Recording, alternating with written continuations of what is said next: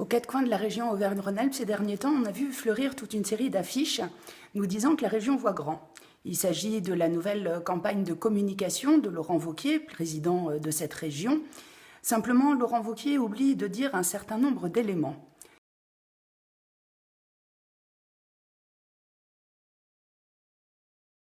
Premier point, ce n'est pas la région qui prélève l'impôt, c'est l'État. La région, tout ce qu'elle prélève, c'est les cartes grises qui représentent moins de 9% du budget de la région. Alors, il est un petit peu abusif de déclarer que la région ne va pas augmenter les impôts puisqu'en réalité, elle dépend à plus de 90% des dotations de l'État. Deuxième point, la région réaliserait des économies.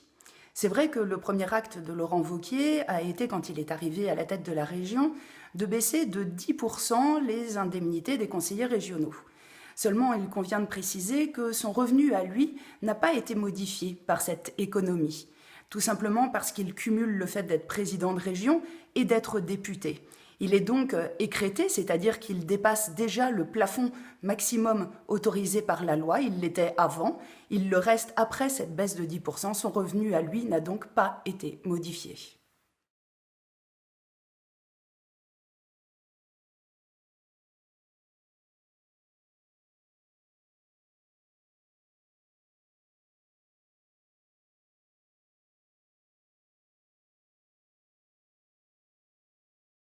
Troisième point, la région investirait dans nos projets. C'est surtout vrai des projets des amis de M. Wauquiez.